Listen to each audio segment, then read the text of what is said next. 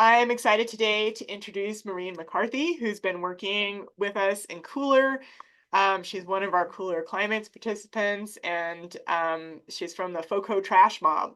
So I'm excited to hear what she has to tell us about recycling. Maybe, I don't know if excited's the right word. Maybe I might be a little depressed. I don't know. We'll find out. But maybe afterwards we can talk about how we can feel better. Um, I'm going to turn it over to you. I'm going to post a couple of links that Maureen gave me in our chat. I need to find them again, but I will post a couple of things about the FOCO Trash Mob. So for everybody's here in the chat, um, there's some Google Docs and a Google slide with some other information, and I'll post that for those of you in the class. I'll post that in our Canvas page. Okay, I'm talking and pasting things at the same time. Never good. Maureen, if you want to share slides, you can. I think you should be able to do that now. All right. Yeah, I'll do that in just a sec. I wanted to start out by just throwing something out there that I recently learned about plastic and just see if anybody else has recently learned something that they didn't know. And a lot of it's all bad news. Like Cindy said, it's not like, oh, yay, plastic. Um, so I recently learned that chewing gum is now made out of plastic. So when you think about microplastics entering your body, now my poor husband can't chew gum because he keeps thinking about it. But it's just interesting. It seems like weekly we're hearing reports like this. I didn't know if anybody else had heard something similar or some plastic news that you were like, I didn't know that. Anybody? You can write it in the chat too if you don't feel like speaking up. Yeah. Okay. Well, we can, I have a question. So yeah, if they don't speak up, I will, because I have all kinds of questions. When did they start putting plastic in chewing gum? I don't know. I mean, like I Oh, said, it's almost weekly because I'm yeah, following plastics, and get all yeah. these newsletters and all these reports and all these articles. So I keep just hearing new things that Yeah, you're like, okay. I've heard about plastics being in like cosmetics, like there's Yes, it's another micro one. beads in cosmetics or in exfoliants. They put little micro beads of plastic, which and it's probably in some lotions and things too. Yeah. That was supposedly gotten rid of, but Okay. I'm sure there's some stragglers still trying to squeeze those through, but yeah. Yeah. Well, all right. I'm just gonna go to the presentation and it's about 8 minutes long. So afterwards, I hope we can have a discussion. And this presentation is about what's recyclable in NoCo, and it would be the same for me. I'm in Fort Collins as for all of you in Greeley, pretty much the same story. And what's recyclable? One answer would be not SUPs. SUPs are single-use plastics. Not here, not there, not anywhere. So, as Cindy said, my name is Maureen, and my team and I created a fiscally sponsored nonprofit. This is a Beyond Plastics affiliate called FOCO Trash Mob. What we do is three things. One, we educate about single-use plastics or SUPs. Two, we conduct plastic sendbacks. And three, we support legislation. And these are the organizations that we partner with. So though we might not want to recognize it, we know that convenience has its price and a way is a place. So my goal today is to pass on to you what I have learned and encourage each one of you to act. I worked at the landfill for my county and the recycling center for my city as a recycling specialist for over 12 years. During that time, I saw an alarming spike in single-use plastics, and I'm going to call them SUPs from now on for you. So SUP is a single-use plastic. I found it increasingly difficult to educate my community about how to recycle it. There were basically no end markets for SUPs, and the burden to deal with them was mainly put on municipalities, which were not equipped to deal with it. And this graph shows what my and other municipalities were experiencing around the nation with surging tons of SUPs. Now, years later, I look back and realize how perceptions around recycling have drastically changed.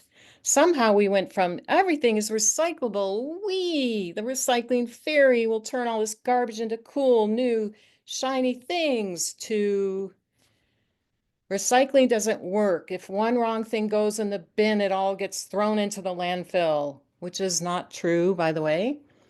So now we're basically all just wish cycling, which is when you wish it was recyclable, so you put it in the bin. The reality is that recycling confusion is really around plastics. And that is SUPs, what we're talking about. Not the same as durable plastics that are useful in our daily lives, like glasses, cars, cooking utensils, etc. A SUP is used for minutes or seconds and then tossed into the environment, where it wreaks havoc on our planet's waterways, land, and air when it's burned, sometimes called waste to energy or chemical recycling. There's very little confusion around recycling most paper, metals, and glass. These things mostly get recycled when you put them in your bin. That's when the item becomes what it was, and it's called closing the loop, which really just means recycling as opposed to downcycling. Downcycling is what happens to most plastic. It becomes something else that then is not recyclable. Like PET bottles becoming a fleece jacket. This is in opposition to aluminum, which is something we should always recycle. It is recyclable infinity times without changing its chemical properties. When you drink from an aluminum can, at least 50% of it is made from other aluminum cans. And when bauxite is mined to create aluminum, it is hugely degrading to the area where it is extracted. Keep in mind that nothing gets recycled at the sorting facility or MRF. MRF is a material recycling facility, and there materials are just sorted, baled, and sold to brokers. If you don't have an end user, you cannot sell what you've sorted. And SUPs have a dismal recycling rate of about 6%. And almost all fast food containers and packaging are not recyclable.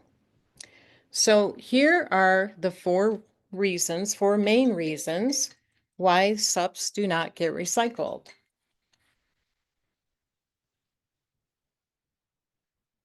Sorry about that. So number one is the sorting problems at the MRF. These facilities are mostly mechanized, and the optic sorters or robots can only be set for shape or resin. Most are set to shape. So they would catch, for example, a PET water bottle, but they would not catch, for example, a clamshell, which is also PET, but a different shape. Also, the stickers on the clamshell are a contaminant. Reason number two, the resin identification code.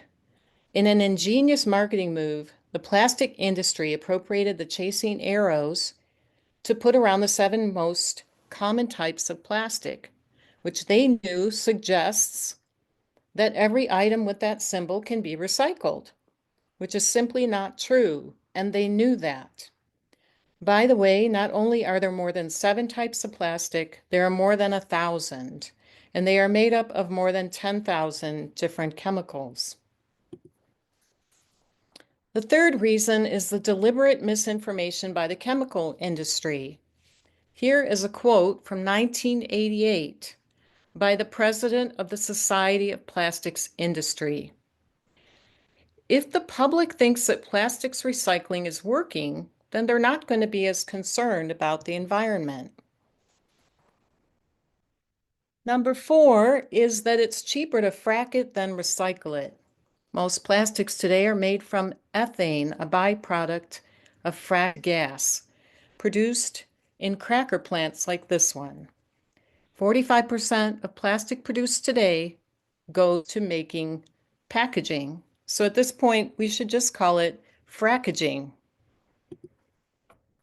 So here is a recap of the 4 main reasons why SUPs are not recyclable.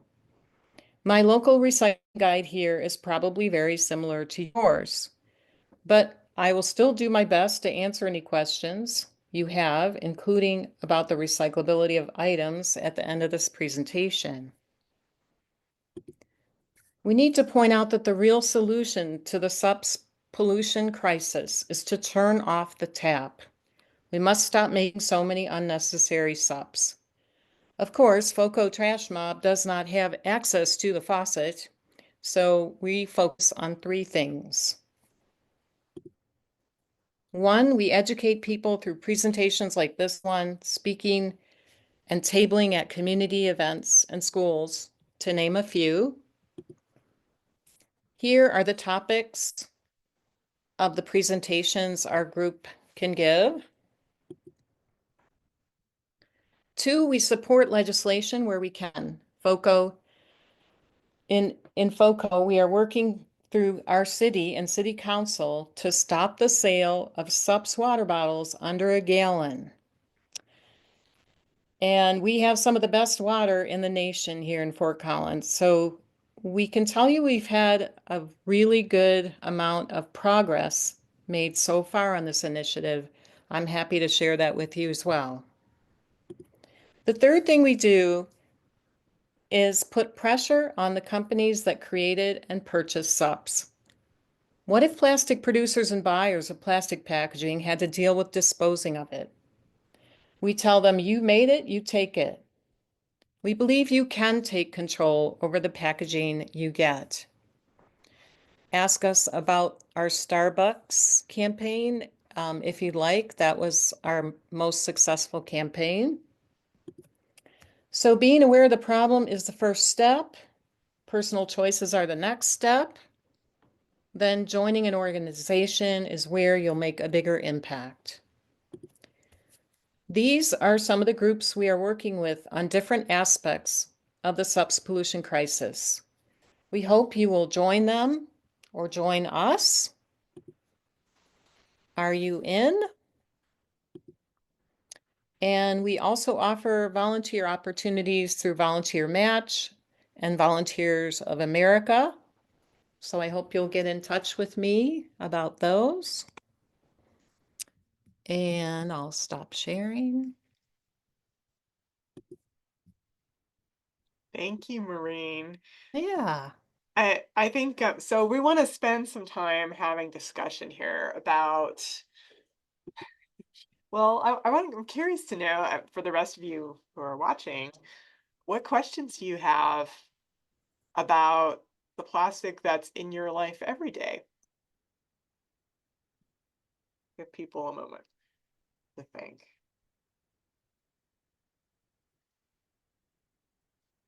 I also, can I ask, I would Yeah, actually like go y'all ahead. to tell me if there's something that you learned, because I don't like giving a presentation where everyone's like, oh yeah, I already knew all that. So is there something that you all didn't know that I just told you? I would love to know that. I'll ask you to enter something into the chat box, or you can mute yourself, but people don't usually want to do that.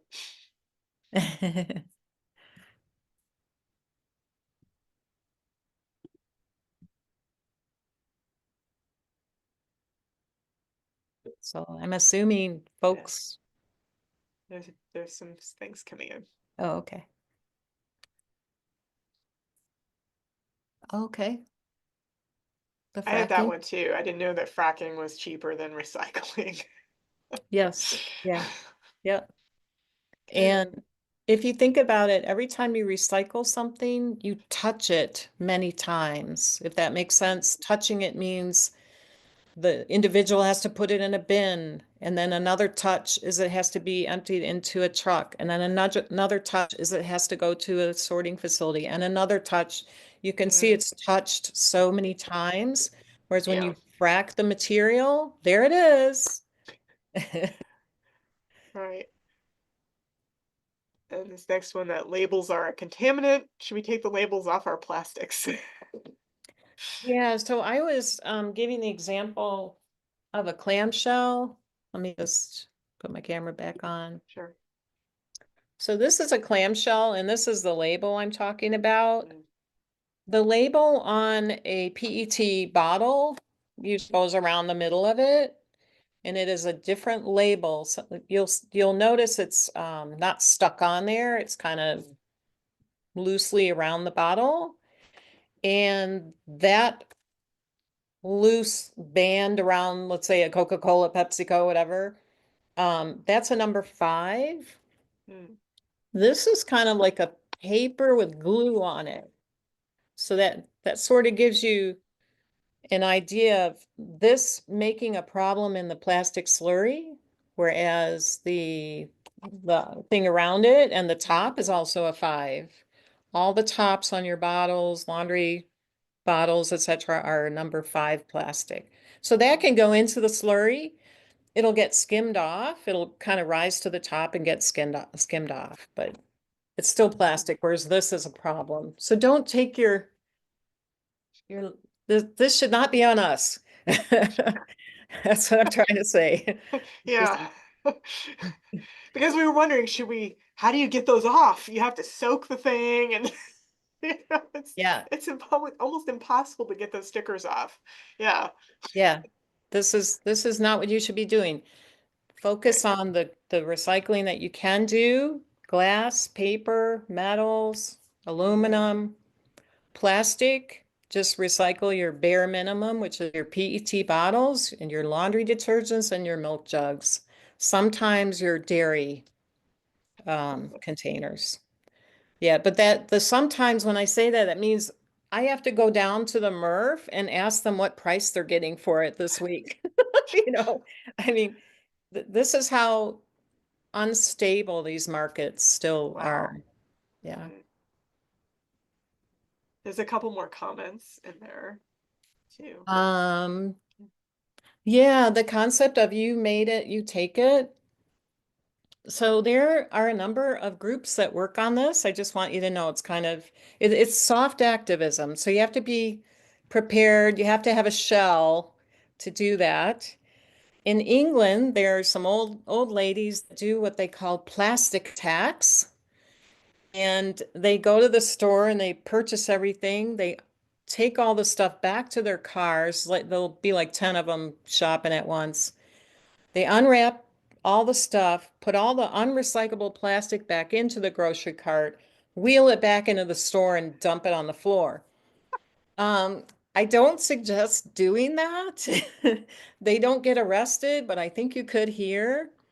And it really is just making a mess for the poor grunt that has to clean it up. So our um, that third thing that we do, nudging corporations, basically we found out after we had already started, B. Johnson, who wrote The Zero Waste Home, Mm, she labeled this active discards. And mm, she says that when you send something back, like you're like, oh, I can't recycle this. I didn't want to buy this anyway. If you send it back with a well-written letter, then that discard becomes active rather than throwing it in the trash and they never knew, how you felt about it. So we do campaigns around active discards in a number of different ways. We've done a few of them so far. mm. Oh, like sending plastic chip bags back. I, I Exactly. need, you mentioned Starbucks. Was that an active, a campaign also sending Yeah, waste back? that was a campaign that was we did not send anything back to them because we had such good communication with that company. So, um, basically, we were communicating. Well, let me just start. I'll go through this campaign quickly. If you go to their website and you can talk to someone, there's a phone number and a person picks it up and it's in their sustainability department. And so I first just called and said, "Hey, you know, you give me a dime for bringing my cup, but that's not really motivating me. Would you consider giving loyalty customers stars?" And the guy was like, "Oh, that's a great idea. I'm going to kick it up the road." So I thought, okay, well, wait. And then sure enough, nothing happened. So I called again, requested it again, and they liked the idea again. And then we were simultaneously researching the CEO. We were communicating with the CEO of Starbucks and a person under him in sustainability, talking about stars. And so when we finally got this email, after 7 months of back and forth with these guys, there was an email went out to all Starbucks loyalty customers on Earth Day, and it said, "You will get 25 stars when you bring your cup." And those of you who go to Starbucks, that's like giving you $5.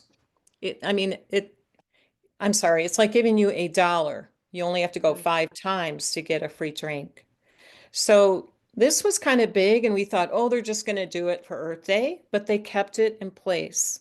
And it's still going on. If you're a Starbucks loyalty customer and you bring your container, you will get $1 off of your drink.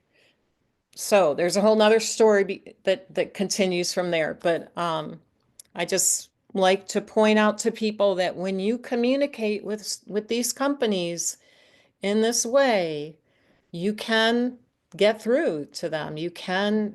create a change.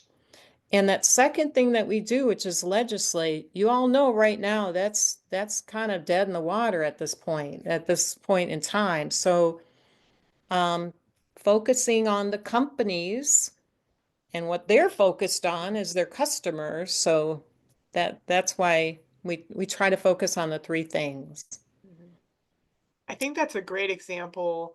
We all, I think, understand that we're kind of stuck in this infrastructure, and that's a good example of one small change to an infrastructure that reduces, I don't know how many plastic cups or lids that people are using because of this loyalty program. So it kind of shows how we as consumers have some power to begin making those changes. And little things we do in large scale have an impact over time.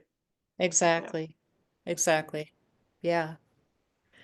So there's another comment. I learned that recycling plants don't really recycle. Some of I it. think Yeah. some of its items. Mhm. So I can tell you, we confuse a recycling plant with the MRF. So I showed you a picture of a MRF, which is a material recovery facility. Ours is located in Denver on Franklin Street, and I've been there many times. We've done many tours there. Um, Nothing is recycled there. It's just separating the things out because you put them in your commingled bin. So now they got to be separated, baled, and then they have to find an end user. So there's always an end user for aluminum and metals. There's always an end user for glass because we have a really cool situation in Colorado surrounding glass. Other states don't have. And there's usually a good end market for paper. But think about your paper being in that bin with all that other stuff. It gets contaminated. So that's where you know, the feeling that people have that, oh, it didn't get recycled. Well, if it didn't get recycled, it's probably because people thought the pizza was recyclable and kept that in the pizza box. So, and I saw that many times. So, um, that's when something wouldn't get recycled, but a whole bale would not be contaminated. They would still, those bales would still get recycled. Before you go on, what's special about the Uh-huh. Colorado glass recycling um, Yeah, we have an management? awesome situation here. We have two actually producers of glass bottles. One is in Wheat Ridge and it's called Rocky Mountain Bottle Company. They make 900 bottles a minute. It's insane. And they send them next door to Golden to be filled with Miller Coors beer. So I'm just going to walk you through what happens when you put your glass in your commingled bin versus you bring your glass to a recycling center that has a glass only bin and you put it in there. Okay. So I don't know if you have one in Greeley though, a glass only bin somewhere. Uh, it depends on probably the company that you're using, but a lot of them are single stream. Everything goes in the same. Yeah. Okay. Mhm, So here we have Timberline Recycling Center where I used to work, and that glass bin, this is what happens to that mhm. glass bottle. It gets pulled, it goes to the Larimer County landfill where there's a bunker for glass. It's dumped there so that they can fill up a semi with it. They want to carry as much as they can, as much as um, they're legally able to do, and take it straight to Rocky Mountain Bottle Company. It gets dumped there. It's called cullet once it's broken.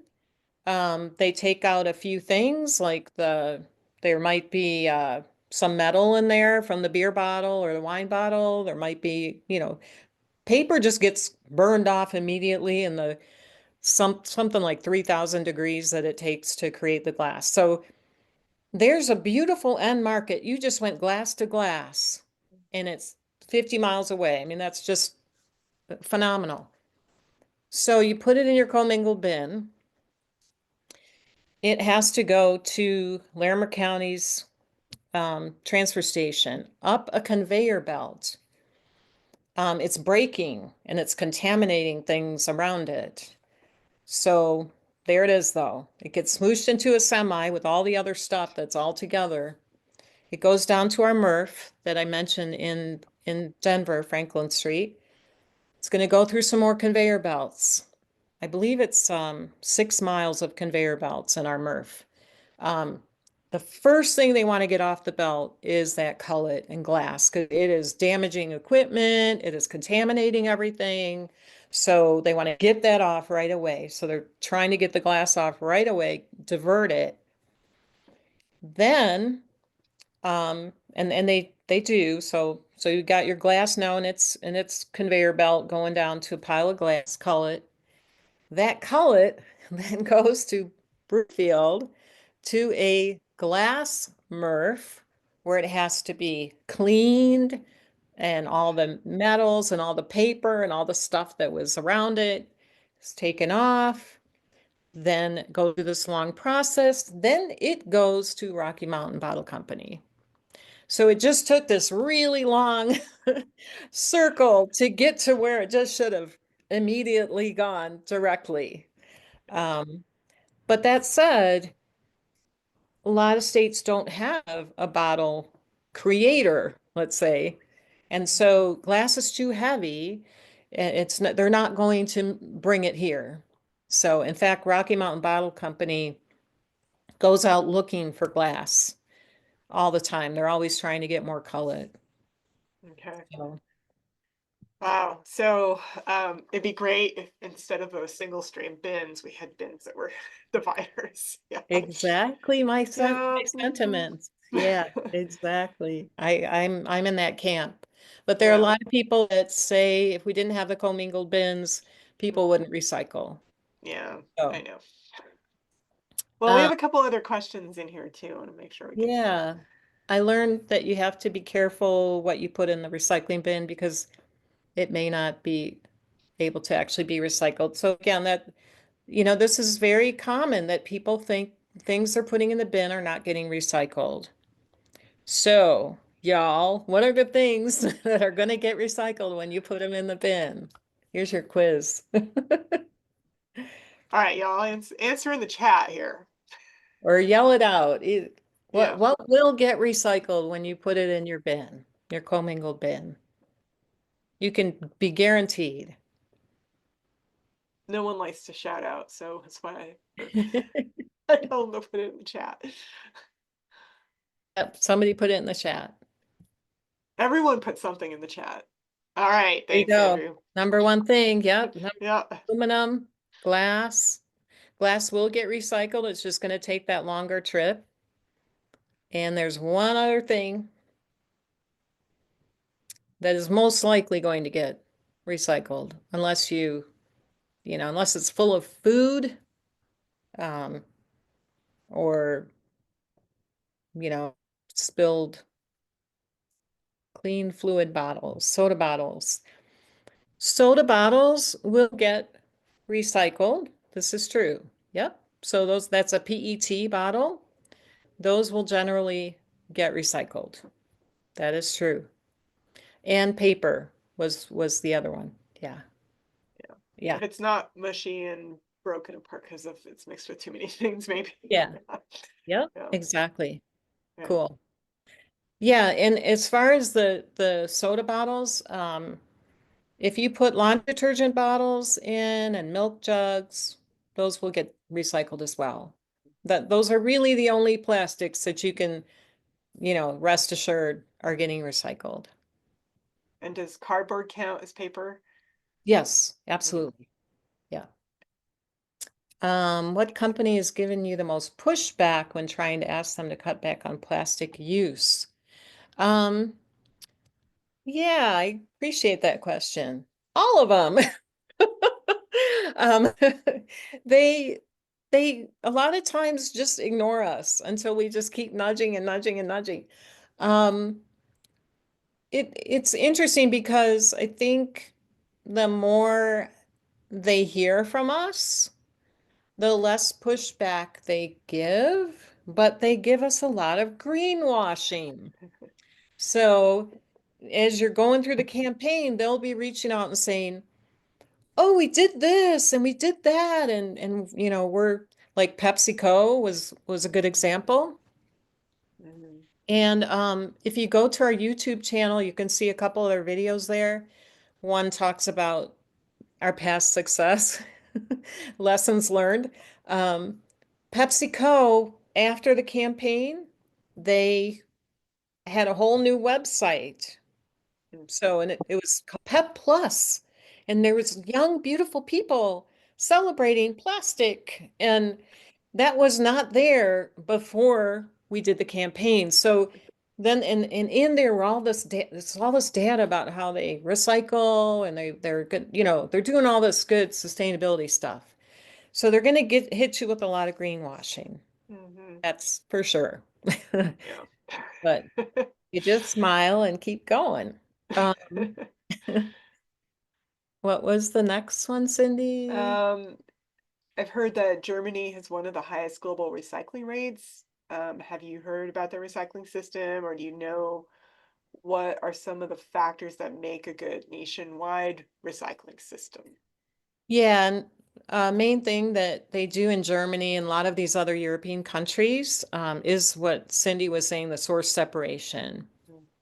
So I don't think you can find a really good recycling system that uses our system of what we call single stream, which is all the things go into one bin. And that is because of all the contamination. And once you put it all in the bin, then you have to take it out of the bin and separate it all. So it's just too much. And the end markets don't want crappy material. They want high quality things like the glass that goes directly to Rocky Mountain Bottle Company. Um, so it's it would be really hard for us to, as a nation, switch to source separation, but we could do it because the MRFs can be set to what's known as dual stream. Right now, they're set to capture all these things, but all the MRFs, and most of them are waste management MRFs, by the way, a lot of them are from waste management, they can be set to dual stream. Their optic sorters and robots can be set to resin. So these things are there, the solution, um, but it will never solve the plastic SUP pollution. If you go dual stream, if you tell your robots and everybody else, it it just can't be done because it's a material that does not lend itself to being recycled. So when you think about recycling, I want you to think about all those other materials and resources that we talked about. The paper, that's trees. Let's leave the trees to make oxygen. Let's make paper from paper. These are the things that we want to be recycling. Plastic, we want to be just making less of. And I think that, there are ways to do that. Um, and the recycling part of it is, think about it, it's the third R. The first R is that reduce. And we want to reduce the amount of SUPs coming at us. And we are inundated with it. It's ubiquitous. I don't have to tell you all that. So, but it is something that we can do something about. Another cool thing about the plastic, um, well, there's not a lot of cool things about plastic pollution, but one thing about it is that it is not political. At this point, when they do surveys about climate on the left and the right, there's a big disparity that the left says, there's climate change, and the right says there isn't. Not that climate cares, but on plastic pollution, it's even. People on both sides of the aisle understand this problem, and that gives us an opening that we don't have with climate change. And it's hugely linked to climate change. It is fossil fuels plan B. As people move off of fossil fuels for their cars and such, it's going into making SUPs. So this is a very reachable, low-hanging fruit in my book. We just need to get folks to get off the couch, which I know is always challenging, but um, so I don't know. Yeah, did y'all have any other Other questions? questions? While we're waiting, so if you have questions, you can add them in the chat or unmute yourself. I want to ask about thin film plastics, if there anything we can do with that. Because they are Yeah, everywhere too. That's like, it seems like most of the plastic is these thin film plastics in bags. Everything comes in bags, everything. yeah, Yeah. yeah. So thin film could be like saran wrap. Mhm. Yeah, okay. So there's And even like small bags you buy, like sometimes fruit comes in a bag. If you go to Trader Joe's, all the fruit is in bags. Like, yeah. right? Like it You doesn't go to need to be, Trader but for some Joe's, reason everything is in everything is in plastic. plastic, wrapped in plastic, or even your broccoli is in a bag. And Yeah. yeah. So that needs the thumb test. We have to Mhm. apply the thumb test, Cindy. So saran wrap or other stretchy plastic film, you do the thumb test. And if it's stretchy, then you can recycle it, but not in your commingled bin. So there are places in NoCo where you can Mhm. take that to get recycled. Mainly Waste Not, which is a private company in Berthoud. No, Mhm. they're not in Berthoud.